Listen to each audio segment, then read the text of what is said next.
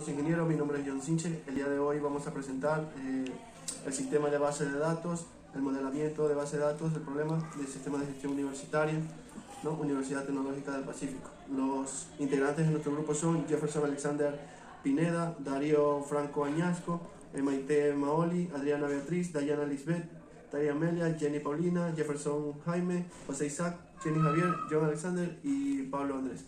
La introducción. La Universidad Tecnológica del Pacífico pues, necesita un sistema de información que permita gestionar de forma íntegra los procesos académicos y administrativos. Este sistema debe manejar datos relacionados con estudiantes, docentes, carreras, materias, matrículas y clases, ¿no?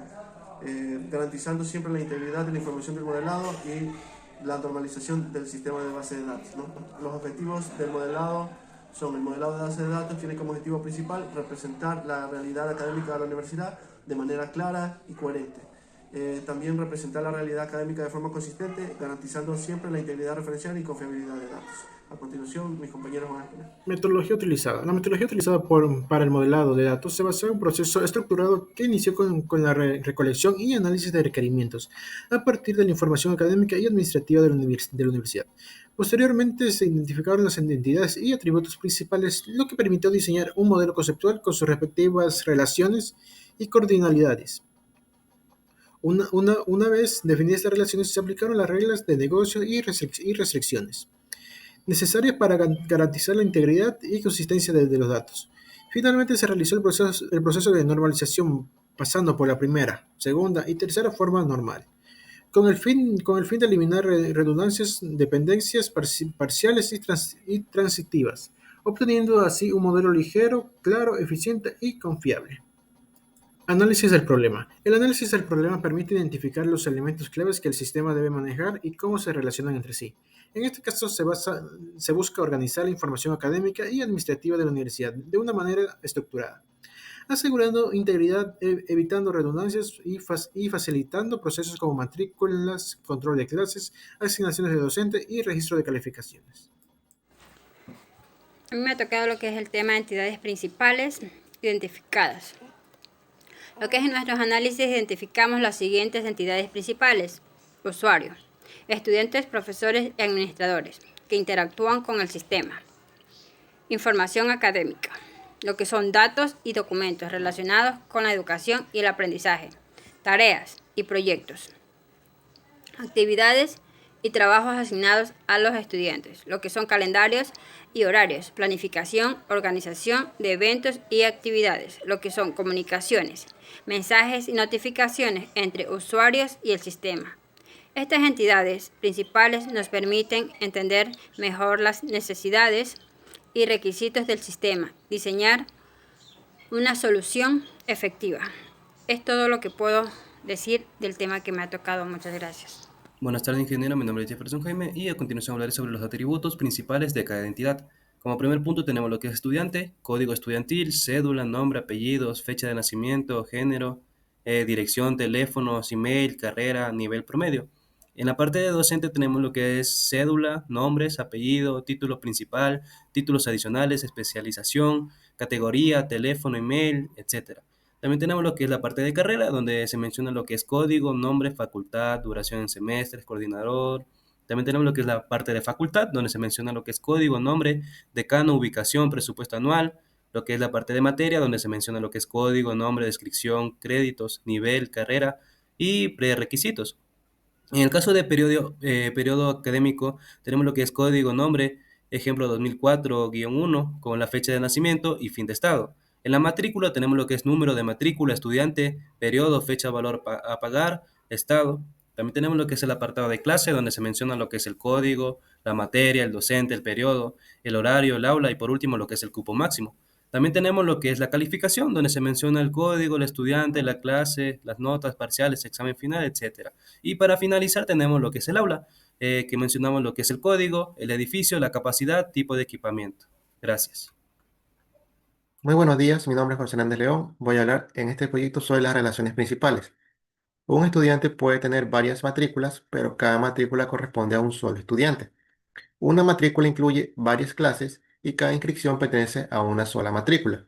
Una materia puede tener múltiples clases, pero cada clase corresponde a una sola materia. Un docente puede dictar varias clases, pero cada clase tiene un único docente. Una clase pertenece a un periodo académico y un periodo puede tener muchas clases. Una calificación corresponde a un estudiante en una clase específica. Una carrera tiene varias materias y cada materia pertenece a una sola carrera. Una carrera pertenece a una facultad y una facultad puede tener varias carreras. Una facultad es dirigida por un decano y una carrera tiene un coordinador. Una clase es importante en un aula y un aula puede ser usada en varias clases. Un periodo académico tiene múltiples matrículas y cada una está ligada a un periodo. Gracias.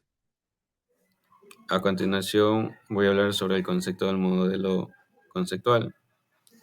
Nos dice que el modelo conceptual representa de manera gráfica y lógica cómo se organiza la información en el sistema.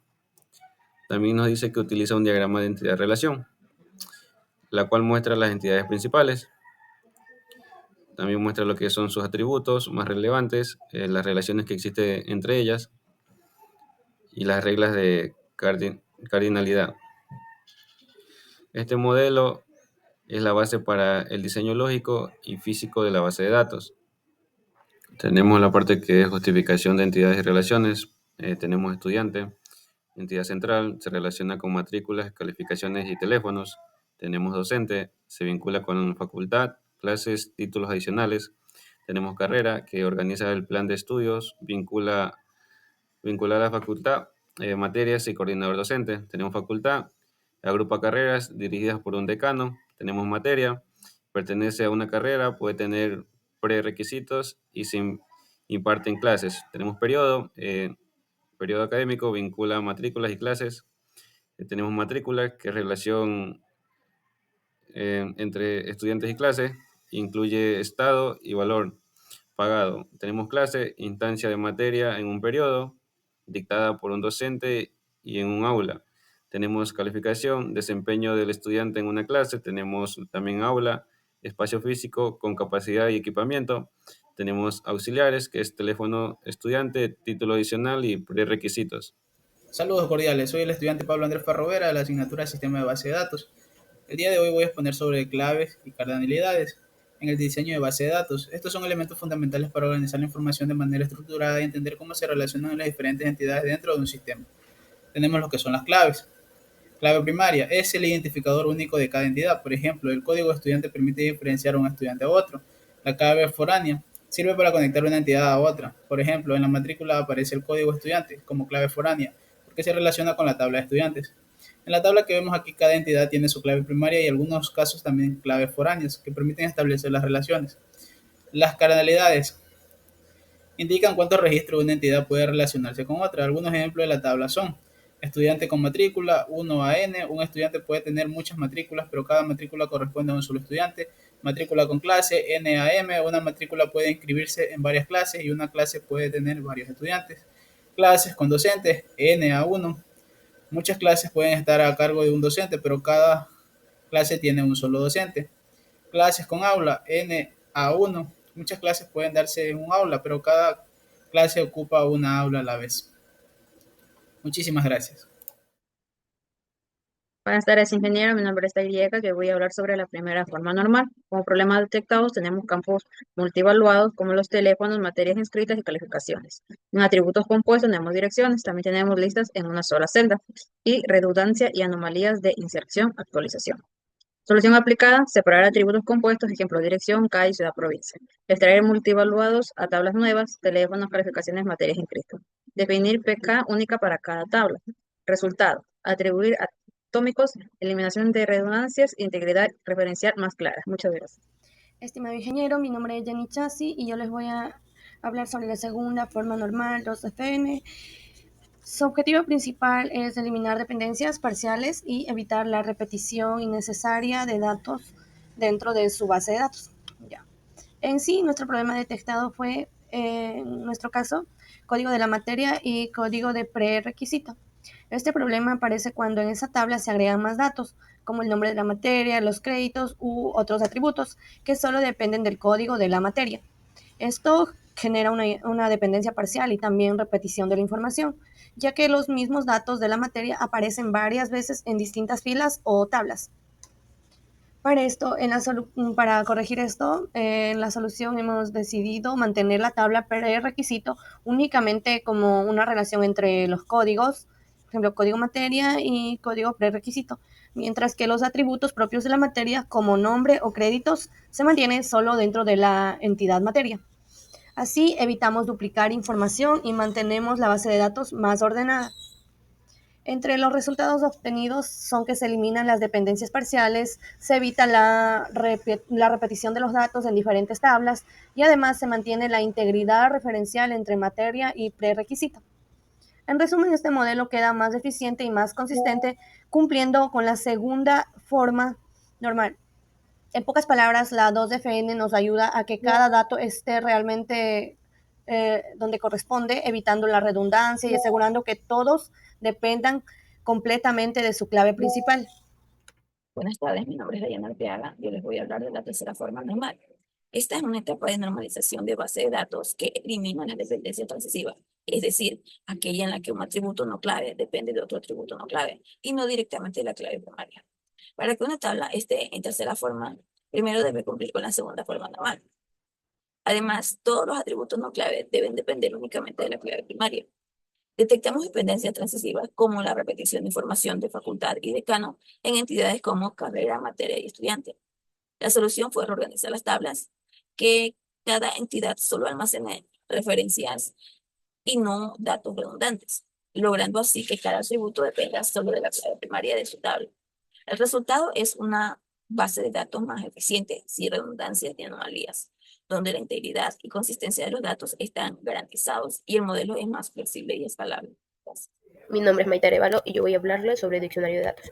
El diccionario de datos es un documento que describe todas las tablas de las bases de datos, donde se incluyen atributos, tipos de datos, restricciones, claves primarias y foráneas. Su propósito es garantizar claridad, integridad y consistencia en el modelo.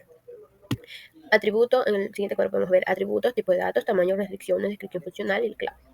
En código estudiante tenemos tipo de datos varchar, tamaño 10, restricción not null única. La descripción funcional es identificador único del código de estudiante. Nombre tiene como tipo de datos varchar, tamaño 50, restricción not null y la descripción nombre de estudiante.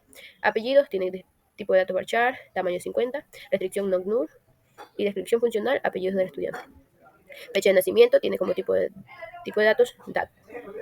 La restricción not null y descripción funcional fecha de nacimiento. Género tiene tipo de datos char con tamaño 1, restricción not null chat mucho. Y su descripción funcional es género del estudiante. Dirección calle tiene como tipo de datos varchar, tamaño 100, restricción null y su descripción funcional es dirección de calle. Dirección ciudad tiene tipo de datos varchar con un tamaño 100, de 100, restricción null y descripción funcional dirección y calle. Dirección provincia tiene tipo de datos varchar, tamaño 50, restricción null y descripción funcional provincia residencia. EMAI, tipo de datos varchar, tamaño 50, restricción not null y descripción funcional correo electrónico. El código carrera tiene tipo de datos varchar, tamaño 10, restricción not null y relación con la carrera, la descripción funcional. Muchas gracias. Ingenieros, compañeros, llegamos a la parte de nuestras conclusiones y recomendaciones de nuestro proyecto, el modelo de base de datos para el sistema de gestión universitaria.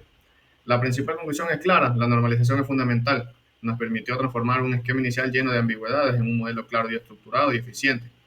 El proceso de normalización nos hizo comprender a fondo la importancia de un diseño correcto desde el inicio, al aplicar las tres formas normales, 1FN, 2FN y 3FN. Logramos eliminar las redundancias, garantizar la dependencia total de la clave primaria y resolver las dependencias transitivas. Esto no solo mejora la consistencia de los datos, sino que evita complicaciones posteriores en la implementación del sistema. Para garantizar el éxito y la sostenibilidad de este sistema, propongo las siguientes tres recomendaciones clave. Primero, es esencial mantener actualizada la base de datos para prevenir inconsistencias en la información académica. Segundo, aplicar controles de acceso según roles es crucial para proteger los datos sensibles de estudiantes y docentes. Y tercero, debemos realizar respaldos periódicos para prevenir cualquier pérdida de información importante. Adicionalmente, sugiero capacitar a los usuarios sobre el uso correcto de las funcionalidades y optimizar periódicamente las consultas y relaciones de la base de datos para asegurar el mejor rendimiento. En resumen, un modelo bien normalizado junto a una gestión y seguridad proactiva es la base para un sistema universitario sólido y confiable. Gracias.